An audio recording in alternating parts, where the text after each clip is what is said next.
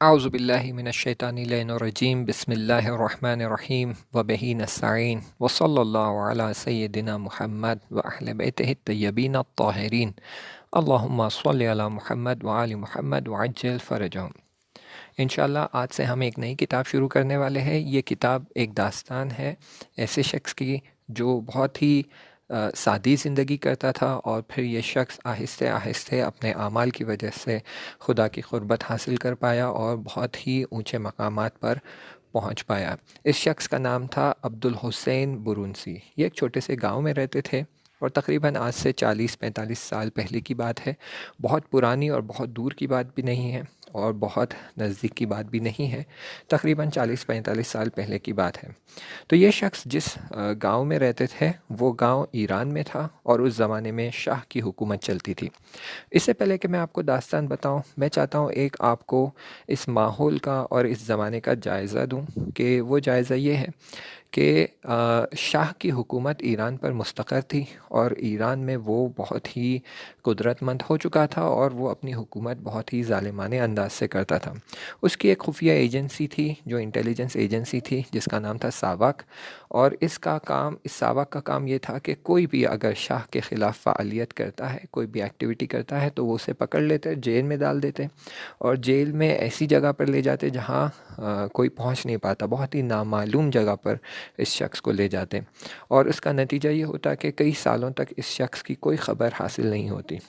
اور شاہ کا ایک کام یہ بھی تھا کہ وہ ایران میں دین کو پھیلنے سے، لوگوں کو دین پر عمل کرنے سے، اور علماءوں کو دین لوگوں تک پہنچانے سے روک رہا تھا، اور بہت شدت سے وہ ایکشن لیتا تھا۔ یعنی اگر کوئی خاتون چادر پہن کر یا حجاب کر کے باہر آ جاتی، تو ساواک کے لوگ اس کی چادر کو وہیں بازار کے بیچ میں آگ لگا دیتے، یا اس کے سر سے چھین لیتے، یا کہیں بھی اسے پتہ چلتا کہ دین کی باتیں ہو رہی ہے، مجلس برپا ہو رہی ہے، اور کوئی جلسات برپا ہو رہے ہیں جہاں پر دین کا وہ اسپیکٹ جو پولیٹیکل اسپیکٹ ہے وہ بتایا جا رہا ہے، تو فوراً وہ آتے، علماء کو پکڑ لیتے اور ان کو جیل میں ڈال دیتے۔ بلکہ ایک واقعہ بہت ہی مشہور ہے کہ یہاں کا بہت ہی معروف مدرسہ ایران کا، جس کا نام ہے حجتیہ، وہاں پر ساواک کے لوگوں نے حملہ کر دیا، اور وہاں پر جو طلاب تھے، طالب علم تھے، ان کو وہاں کی ٹیرس پر لے کر جا کر 2 مالے کی جو بلڈنگس تھی وہاں سر ایک ایک کر کے ان طلاب کو پھینکتے گئے اور سب کو شہید کر دیا۔ تو یہ ماجرا تھا اس زمانے کا، کہ وہاں پر شاہ کی حکومت بہت ہی زور شور سے اور قدرت سے چل رہی تھی، اور کسی کی ہمت نہیں تھی کہ شاہ کے خلاف آواز اٹھا سکے یا کوئی کام انجام دے سکے۔ ایسے ماحول میں شہید برونسی کی زندگی کے بارے میں ہم دیکھیں گے کہ وہ کیسے اپنے اعمال کو انجام دیتے ہیں، کیسے اپنی زندگی کو کوشش کرتے ہیں کہ دینی بنائیں، اور اس دینی زندگی پر عمل کرنے کی کس طرح کوشش کرتے ہیں، اور اس کے نتیجے میں خداوند متعال اور اہل البیت علیہ السلام انہیں کیا جزا اور کیا ریوارڈز دیتے ہیں۔ یہاں جو داستانیں بیان کی گئی ہے، یہ خود شہید برونسی کی زبان سے بیان نہیں کی گئی ہے، بلکہ ان کے آس پاس کے جو افراد تھے، ان کے والدین، ان کی ہمسر، ان کی زوجہ، ان کے دوست احباب، ان کے بالاتر افسر جو تھے، یعنی ان کے سپیریئرز جو تھے، ان کی زبانی، اور ان کے ساتھ جو آرمی میں لوگ موجود تھے، ان کی زبانی بیان کی گئی ہے۔ تو ہم ان کی زبانی سے بیان کی گئی ہوئی داستانوں کو دیکھیں گے، اور اسی کے ذیل میں دیکھتے ہیں کہ شہید برونسی اپنی زندگی کیسے گزارتے تھے۔ تو پہلی داستان جو ہے یہ ان کی زوجہ، ان کی ہمسر بیان کر رہی ہے، اور یہ کہہ رہی ہے کہ 1969 کی بات ہے کہ کچھ ہی دنوں پہلے ہماری شادی ہوئی تھی۔ آہستہ آہستہ میری سمجھ میں آیا کہ انہوں نے مجھ سے شادی کیوں کی۔ میرے والد عالم دین تھے، اور برونسی صاحب کو کسی ایسی ہی مذہبی گھرانے کی تلاش تھی۔ اس زمانے میں وہ گاؤں میں کھیتی کرتے تھے، اور ان کے پاس اپنی زمین نہ تھی۔ وہ دوسروں کے کھیتوں میں کام کرتے تھے، اور محنت مزدوری سے جو حاصل کرتے اس پر خوش تھے۔ اس زمانے میں آپ کے پاس امام خمینی کا رسالہ بھی تھا، جو دوسرے رسالوں سے ذرا مختلف تھا۔ اس پر امام خمینی کی تصویر بھی چھپی ہوئی تھی۔ ابھی میں نے آپ کو جو زاویہ بتایا ہے اس زمانے کے ماحول کا، اگر آپ اسے اپنے ذہن میں رکھیں گے تو ایسے زمانے میں کسی کے پاس رسالہ ہونا کافی تھا کہ ساواک والے آئیں اور اسے پکڑ کر لے جائیں، اور اگر ایسا رسالہ ہو جس پر امام خمینی کی تصویر چھپی ہو یا کسی علماء کی تصویر چھپی ہو تو یہ گرفتار ہونے کے لیے اور بہت لمبی سزا سنانے کے لیے کافی تھا۔ لیکن برونسی صاحب کے پاس ایسا رسالہ تھا، اور وہ بہت ہی دلیر اور شجاع شخص تھے کہ وہ ایسا رسالہ اپنے پاس رکھتے تھے۔ اب یہ خاتون بتا رہی ہے کہ میرے والد کے پاس امام خمینی کی کچھ کتابیں تھیں جنہیں وہ پر اعتماد لوگوں کو پڑھنے کے لیے دیتے تھے۔ آپ انقلابی سرگرمیوں میں بھی شریک رہتے تھے۔ یہ شہید برونسی کی بات کر رہی ہے کہ شہید برونسی انقلابی سرگرمیوں میں بھی شریک رہتے تھے۔ شاید یہ ساری چیزیں اللہ تعالیٰ نے عبدالحسین کے لیے فراہم کی تھی۔ رات کو گھر لوٹتے تو میرے والد ان کو امام خمینی کا رسالہ پڑھ کر سناتے اور امام خمینی کی دوسری کتابوں کے بارے میں بات کرتے، گویا جیسے یہ کوئی ایک کلاس ہے۔ یہ باتیں دن بھر کی تھکان کو ان کے بدن سے نکال دیتی۔ وہ بہت غور سے سنتے تھے اور شوق ان کی آنکھوں میں موجزن رہتا تھا۔ وہ بہت جلد انقلابی سرگرمیوں میں مشغول ہو گئے۔ وہ بہت نڈر تھے اور اس طرح کے کاموں کے لیے ہمیشہ بے چین رہتے تھے۔ ایک بار ایک مولانا صاحب ہمارے گاؤں میں تشریف لائے۔ انہوں نے مسجد میں حکومت کے خلاف تقریر کی۔ رات کو عبدالحسین ان کو اپنے گھر لے کر آ گئے۔ بعد میں وہ اس طرح کے کام اور زیادہ کرنے لگے، لیکن آپ کی انقلابی سرگرمیوں کا آغاز اصل میں سرکار کی طرف سے کھیتوں کے بٹوارے کے وقت سے شروع ہوا۔ اس زمانے میں ہم صاحب اولاد بھی ہو چکے تھے۔ اللہ تعالیٰ نے ہمیں ایک بیٹا عطا کیا تھا جس کا نام ہم نے حسن رکھا تھا۔ کچھ لوگ کھیتوں کی تقسیم سے بہت خوش تھے، لیکن وہ اس دن سے پریشان تھے اور ان کے لبوں سے مسکراہٹ غائب ہو گئی تھی۔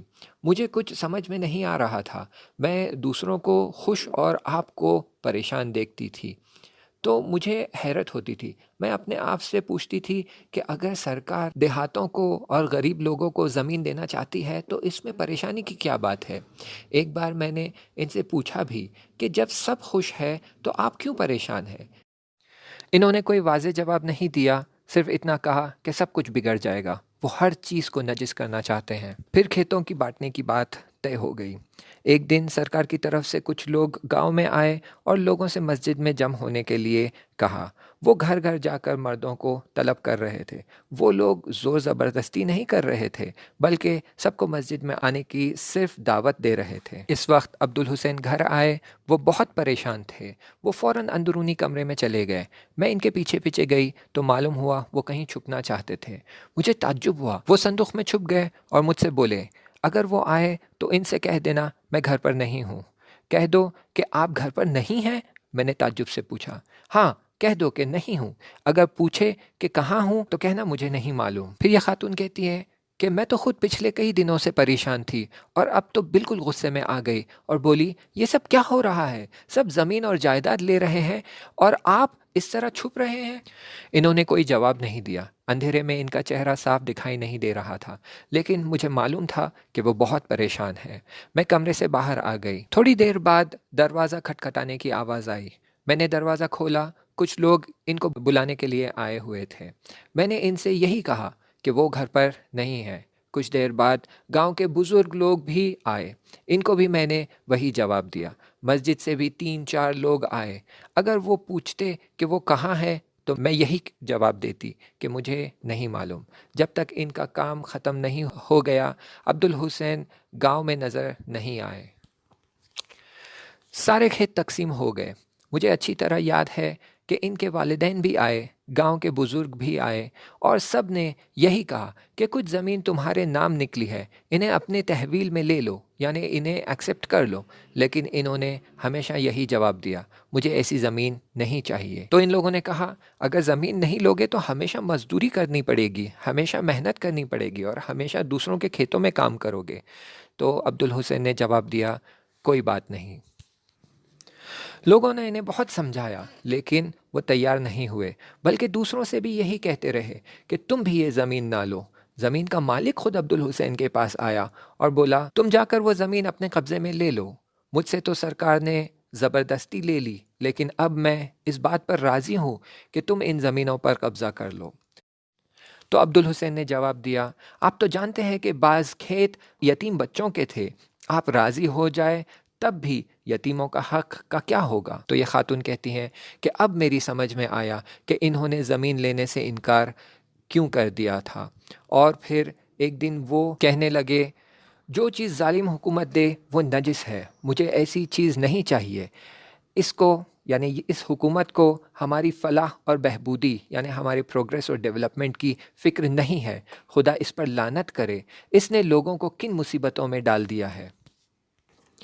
تھوڑے عرصے بعد کچھ لوگ زمین کے مالک بن گئے، لیکن عبدالحسین نے پھر سے آستین چڑھائی اور دوسروں کے کھیتوں میں کام کرنا شروع کر دیا۔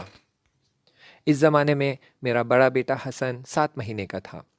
اب کیونکہ پہلی فصل تیار ہو گئی تھی، لوگ فصل کاٹ کر میوے اپنے گھر لے جا رہے تھے، فصل اپنی گھر لے جا رہے تھے، تو وہ میرے پاس آئے اور بولے، آج سے بہت دھیان دینا ہوگا۔ میں نے پوچھا، کس بات کا؟ انہوں نے کہا، اس بات کا کہ بابا کے گھر کچھ بھی کھانا نہیں، اور خاص کر دھیان دینا کہ حسن ان کے گھر کی روٹی کا ایک ٹکڑا بھی کھانے نہ پائے۔ میں نے کہا، کیا ایسا ممکن ہے؟